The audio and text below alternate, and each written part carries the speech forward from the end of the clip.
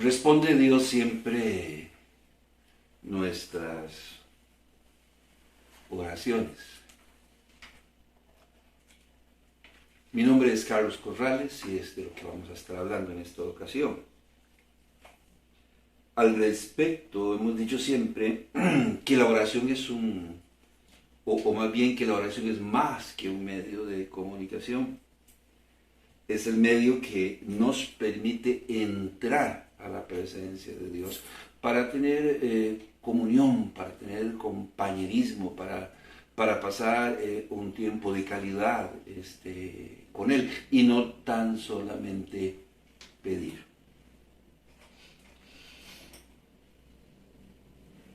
Es por eso que en esta ocasión hemos tomado la decisión de dedicarle un tiempo a este tema para aclarar más que nada algunos conceptos relacionados, no la puedo llamar como una doctrina, para aclarar algunos conceptos relacionados con una ideología que ha sido llamada la confesión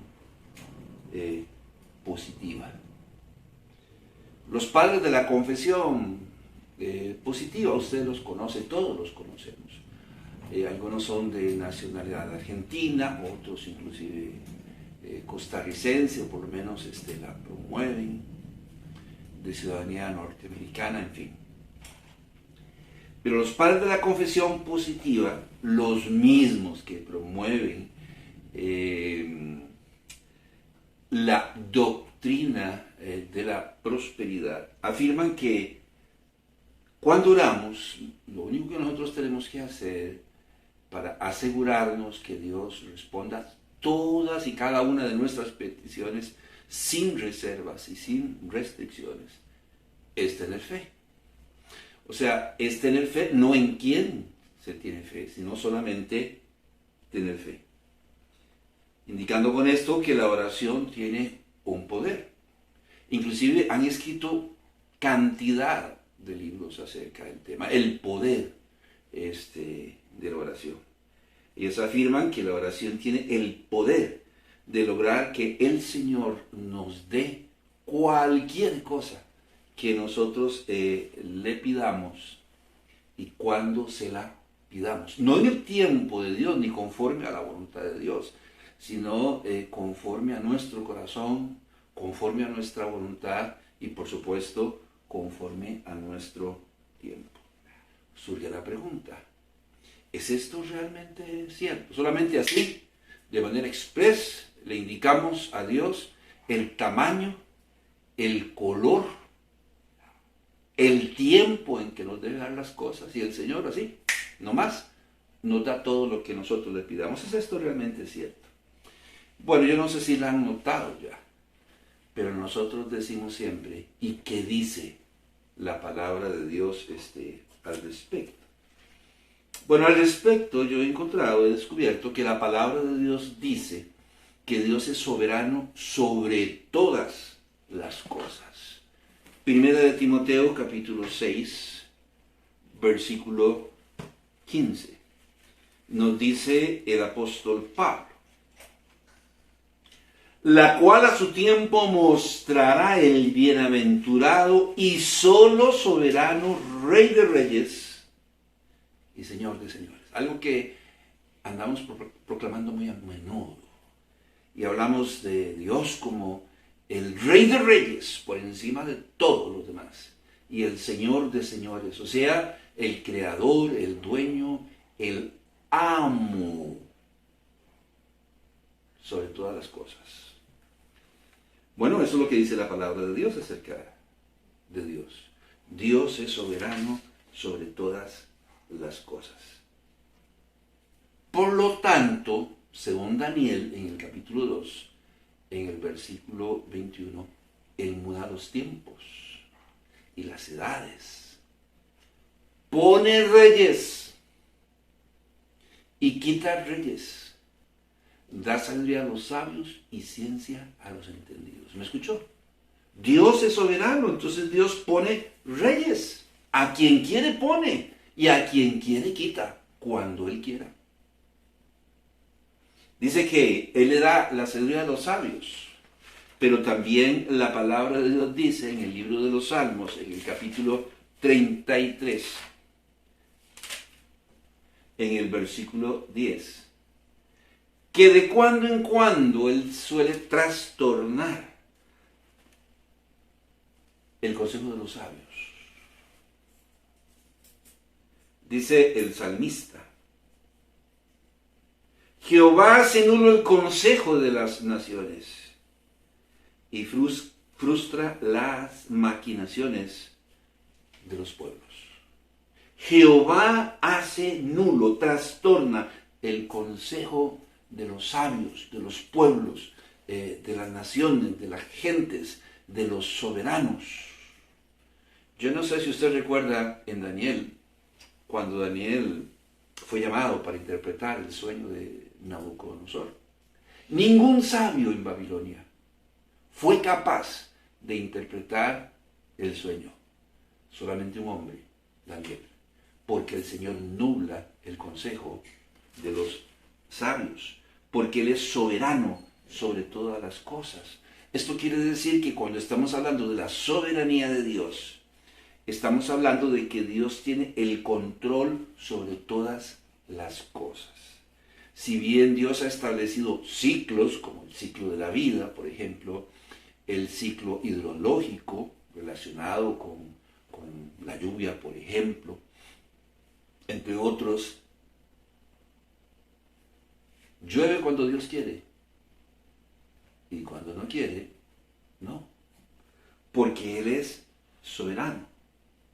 De modo que la oración en sí no tiene ningún poder. Si la oración tuviese un poder, el poder que tendría consistiría en permitirnos entrar a la presencia de Dios y tener comunión con Dios y tener compañerismo con Dios, un Dios soberano. Esto quiere decir que si Dios es soberano, entonces la prerrogativa de contestar o no nuestras oraciones es exclusivamente de Dios y de más nadie. No importa lo que usted o yo hagamos, la prerrogativa de contestar nuestras oraciones es de Dios. De hecho, tenemos que decir que en Primera de Pedro, en el capítulo 3, en el versículo 17, es tanto así que el Señor permite de cuando en cuando que tengamos que pasar por diferentes tipos de necesidades. La mayoría de las veces para que nos veamos en necesidad, para la redundancia, de buscar su rostro, de buscar su presencia. Primera de Pedro capítulo 3, versículo 17. Porque mejor es que padezcáis haciendo el bien, si la voluntad de Dios así lo quiere, que haciendo el mal. Santiago dice, tened por sumo gozo cuando os halléis en diversas pruebas. Entonces las pruebas son parte de la vida, de la cotidianidad del creyente, porque Dios las permite. Alguien dirá, bueno, sí, hermano pastor, pero en el libro de San Juan, en el capítulo 16, en el versículo 23, dice que todo cuanto pidieres al Padre en mi nombre, Él os lo dará. Y son palabras del Señor Jesucristo. Él dijo que si pedíamos alguna cosa al Padre en su nombre, nos sería dada, nos sería otorgada. Ahí está, la misma palabra de Dios lo dice. Parece ser que los padres de la confesión positiva se olvidaron de decirnos que existen condiciones para que el Señor conteste nuestras oraciones. Que existen condicionamientos, ¿verdad? O condicionantes para que el Señor conteste nuestras oraciones. Y si estos condicionantes no se cumplen, lamentablemente el Señor no va a responder ninguna de nuestras oraciones. Algunas de estas restricciones o condiciones son, número 1, como lo dice bien claro San Juan 16:23, que pidamos conforme a su voluntad y no la nuestra. ¿Qué dice el apóstol Juan en el capítulo 5, en el versículo 14 de Primera de Juan? Primera de Juan, capítulo 5, versículo 14. Que pidamos conforme a su voluntad y no a nuestra. Y esta es la confianza que tenemos en Él, que si pedimos alguna cosa conforme a su voluntad, Él nos oye. Y si no es conforme a su voluntad, pues no nos oye.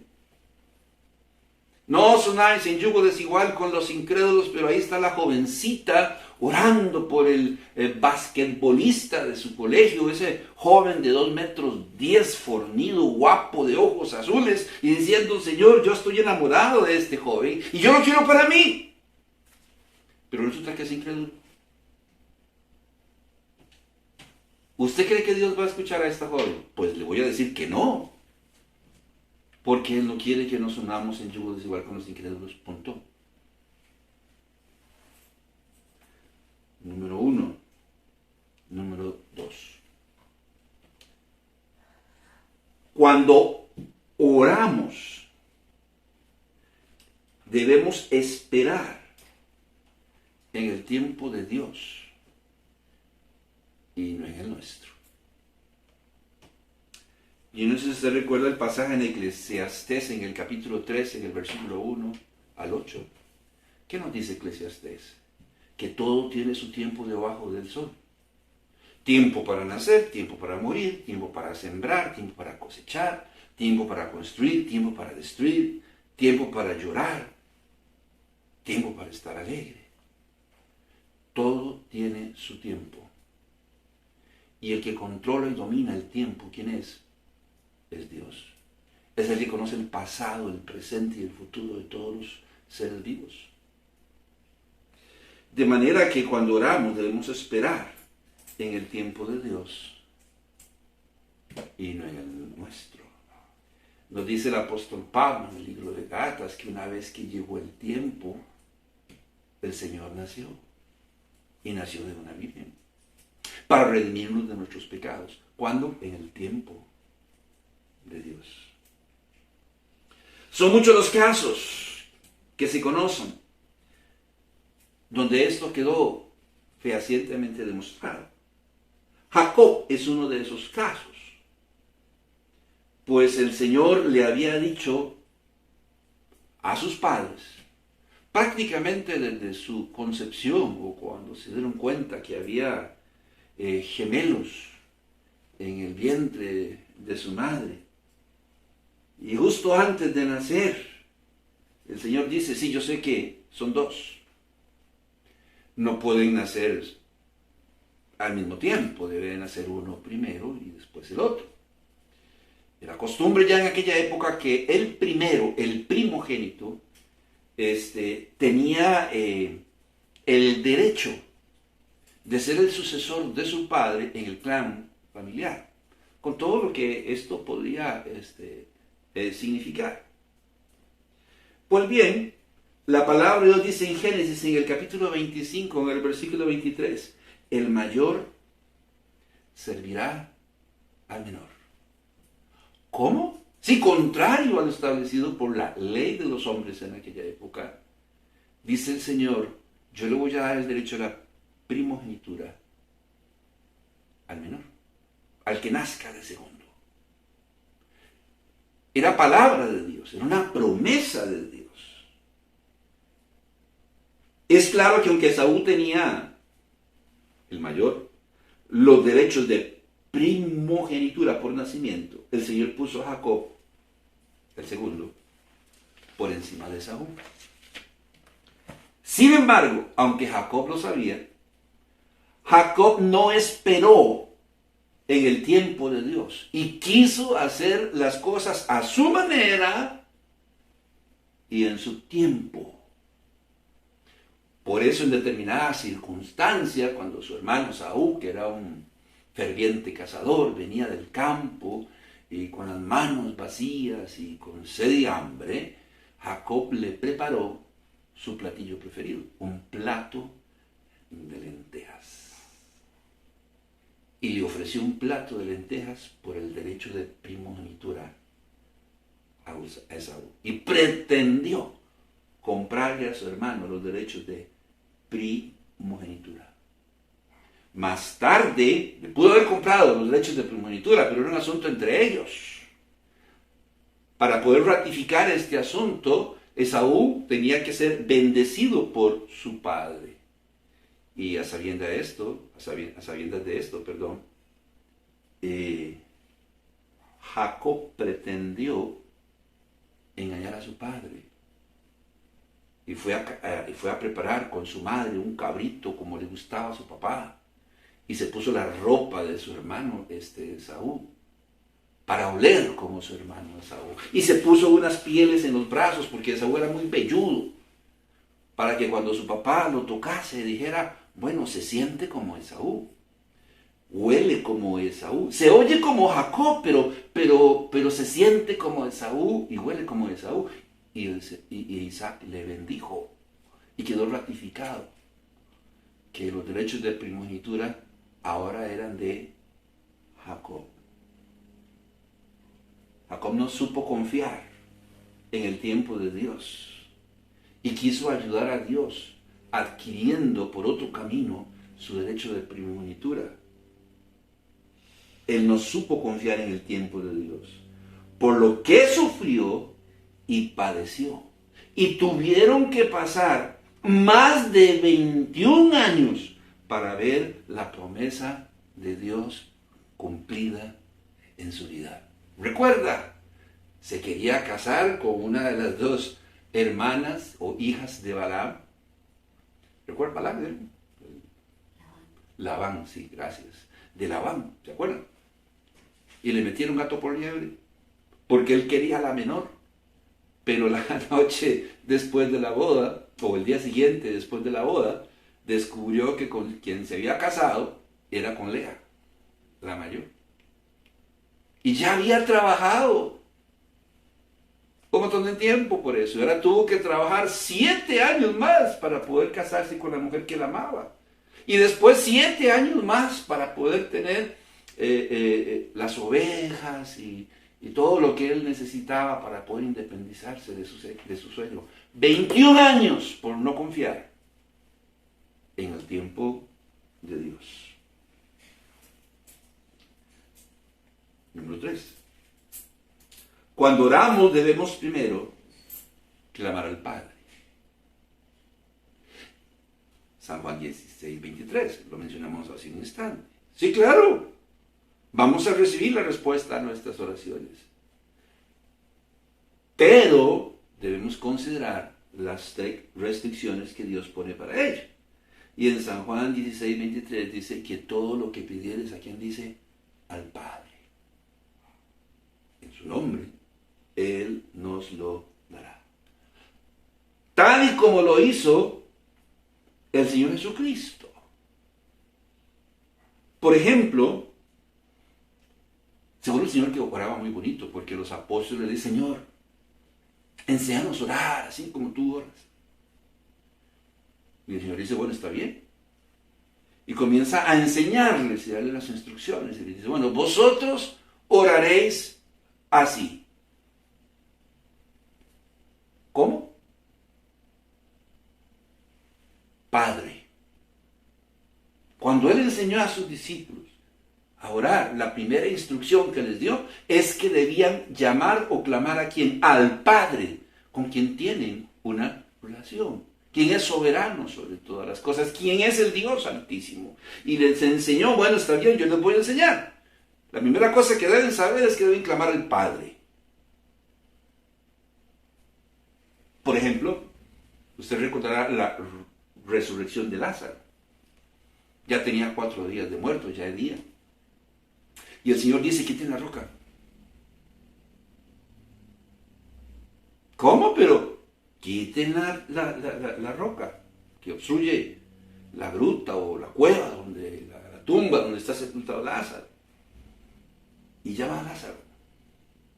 Pero de repente el Señor dice: Padre, gracias te doy por haberme oído. ¿Qué fue lo que el Señor hizo? Clamó al Padre.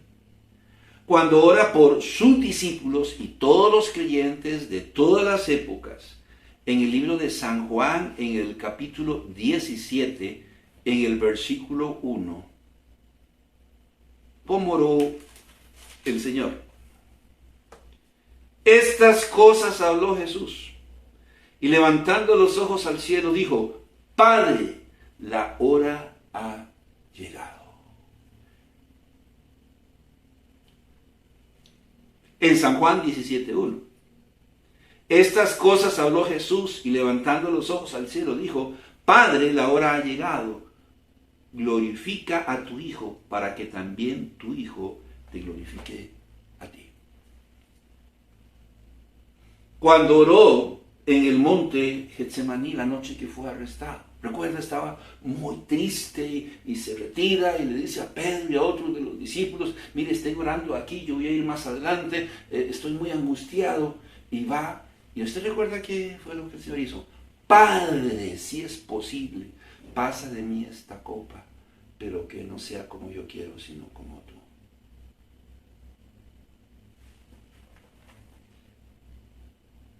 En la cruz del Calvario, en Lucas 23:34, clama y dice: Padre, perdónalos porque no saben lo que hacen. De manera que la palabra de Dios dice que debemos orar al Padre, que debemos clamar al Padre, tal como nos lo enseñó el Señor Jesucristo y tal y como lo hizo el Señor Jesucristo siempre y cada vez que oró. En cuarto lugar, cuando oremos debemos hacerlo en el nombre del Señor Jesucristo. ¿Qué está diciendo San Juan 16:23 para tomar este texto? En aquel día no me preguntaréis nada. De cierto os digo, que todo cuanto pidiereis al Padre en mi nombre, os lo dará. No dice que todo lo que pidiereis, sino que todo lo que pidiereis al Padre en mi nombre. Mire, yo conozco pastores, y esto es muy lamentable, esposas de pastores, diáconos, iglesias enteras, que cuando oran, ni oran al Padre, porque no claman al Padre, empiezan orando así, y cuando terminan dicen amén. Nunca oran en el nombre del Señor Jesucristo, y lo lamento. Aquí dice que es lo que debemos hacer.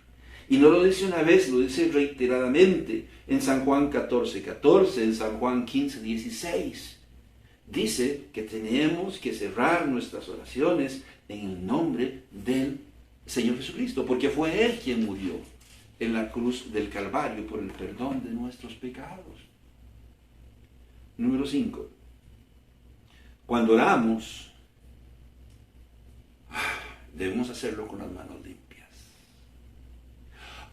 Pero parece ser que la confesión positiva, que nos confiere un poder extraordinario, nos permite llegar como el OIJ, pegarle una patada a la puerta, ¡pum!, entrar a la sala, policía, policía, todo el mundo al suelo. Y el Señor tiene que rendirse a nuestros pies, porque llegamos nosotros a pedirle y exigirle lo que necesitamos que nos dé en nuestro tiempo y conforme a nuestro corazón. ¿Qué dice Isaías? Capítulo 1, versículo 15 y 16. Cuando extendáis vuestras manos, yo esconderé de vosotros mis ojos. Asimismo, cuando multipliquéis la oración, yo no oiré. llenas están de sangre vuestras manos. Lavaos y limpiaos, quitad la iniquidad de vuestras obras de delante de mis ojos. Dejad de hacer lo malo. Dice que tenemos que entrar a su presencia con las manos limpias. Yo creo que tenemos que recordar una verdad. Dios no solo es soberano, pero es santo. Y está por encima de todo lo vil y de todo lo que es diáfano, puro y limpio también. Él es santo. Por lo que debemos reconocer y confesar nuestros pecados delante de Él. Quien dijo que el apóstol Juan, si confesamos nuestros pecados, Él es fiel y justo para perdonar nuestros pecados y limpiarnos de toda maldad. En el libro de Hebreos, en el capítulo 10, en el versículo 22, ¿qué nos dice el autor del libro de Hebreos?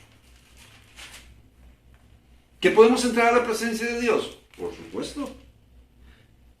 Acerquémonos con corazón sincero, en plena certidumbre de fe, purificados los corazones de mala conciencia y lavados los cuerpos con agua pura.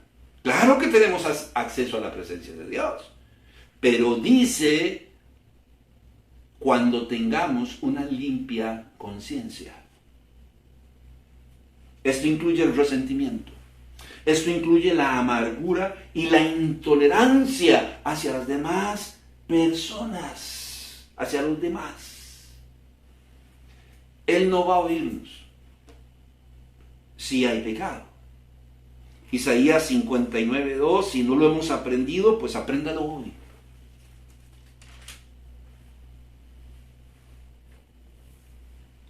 Dice el Señor, pero vuestras iniquidades han hecho división entre vosotros y vuestro Dios, y vuestros pecados han hecho ocultar de vosotros su rostro para no oír.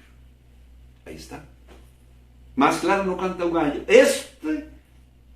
De un montón más de textos. Si quiere le doy 2 o 3 más. Isaías 66:18, Miqueas 3:4, Mateo 6:12 y 14-15.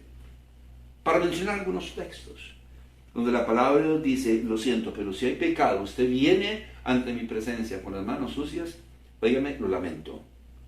No te voy a ver, no te voy a atender, no te voy a escuchar, mucho menos voy a responder. Por eso se nos conmina arreglar cualquier situación que nos esté afectando antes de entrar a la presencia de Dios. En el Padre Nuestro, donde el Señor establece un modelo de oración, donde Él nos está enseñando algunos diferentes pasos o aspectos que debemos considerar a la hora de orar. Nos dice en Mateo, en el capítulo 6, en el versículo 15, mas si no perdonáis a los hombres sus ofensas, tampoco vuestro Padre os perdonará vuestras ofensas. Sépalo.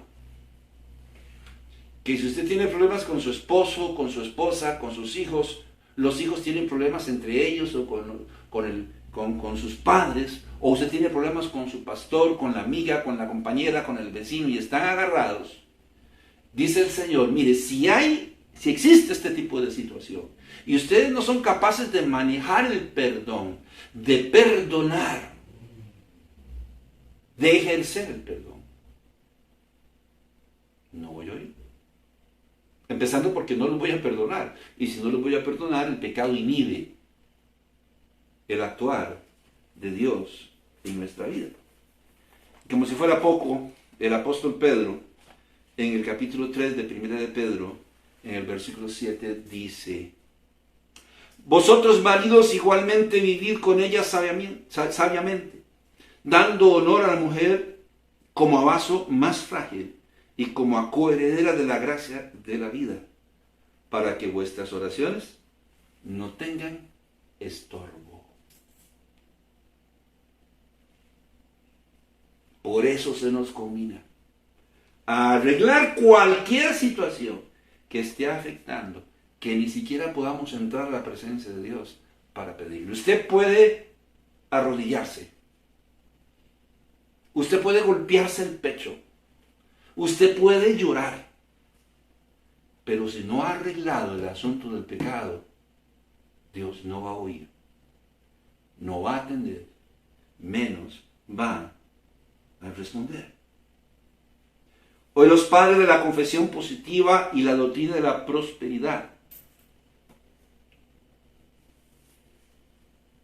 nos dicen, de alguna manera u otra, que ignoremos estas restricciones, que lo único que tenemos que tener es fe y recibiremos lo que le hayamos pedido,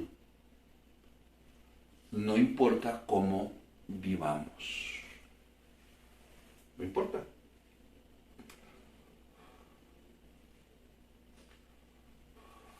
Padre, ¿cómo? Estás soltando la botella, estás soltando la cerveza y dices Padre.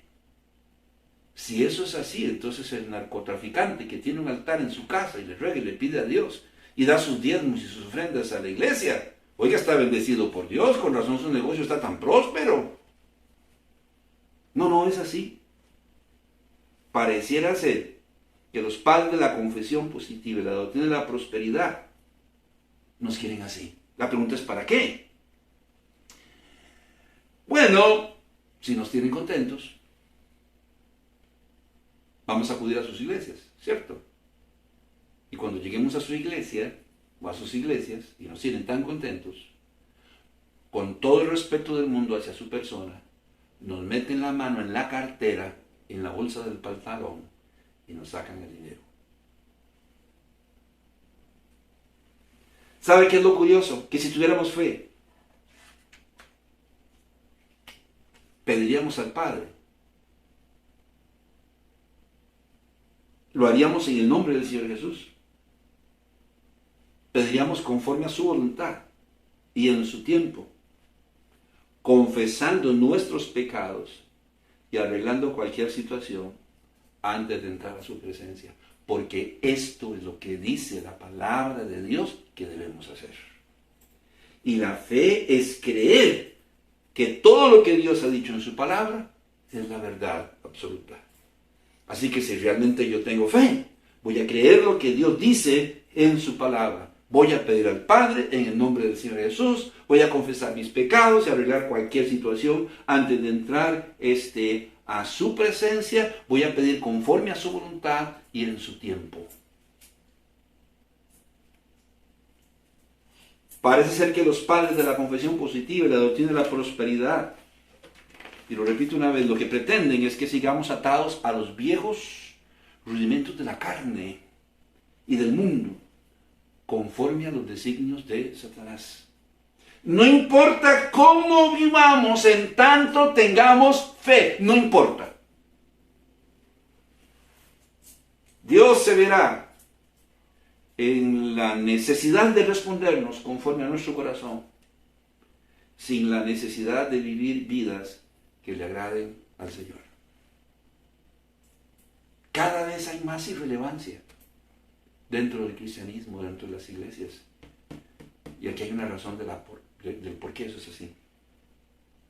Y vuelvo a repetir, si nos tienen contentos, si podemos vivir como estamos viviendo sin restricciones, va a ser más fácil sacarnos el dinero. Los padres de la confesión positiva han omitido el hecho de que la fe antecede a la obediencia.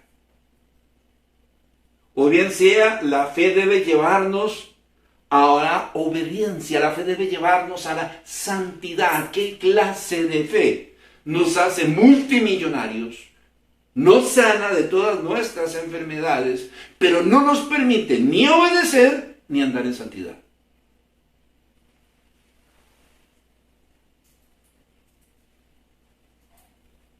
Esta es la oración eficaz de la que nos habla Santiago. La oración eficaz del justo puede mucho. Escuche las palabras. ¿Por qué es eficaz? Entre otras cosas, porque procede de un corazón que justo. No dice la oración del creyente, dice la oración eficaz del justo. de la persona que es recta, honorable.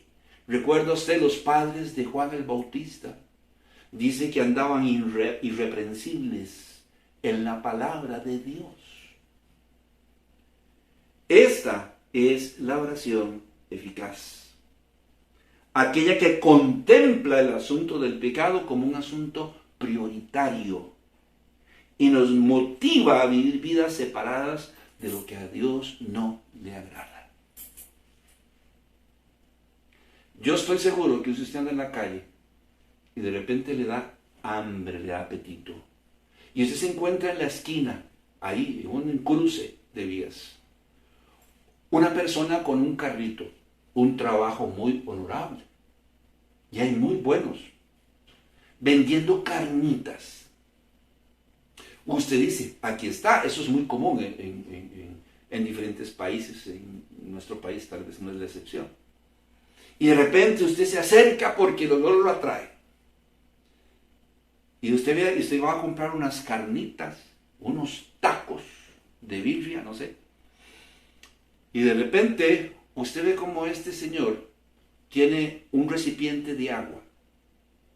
Y como es muy aseado, entonces él se lava las manos, manipula la carne, manipula el dinero y vuelve a meter las manos en ese recipiente con agua que ya es agua sucia y que está contaminada.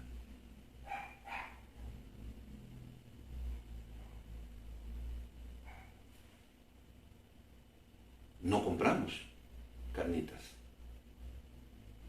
Si de repente vemos que hay un pelo que él sacó de la carne cruda que tiene lista para ser preparada. Si de repente usted vio que pasó una cucaracha, o el lugar donde tenían las tortillas había cacarratas y pasó una rata, le garantizo que usted no compra las carnitas. Pero nosotros pretendemos entrar a la presencia de Dios con las manos sucias. Porque la confesión positiva y los padres de la confesión positiva nos han dicho que no importa cómo vivamos, solamente si tenemos fe. Y esto no es así.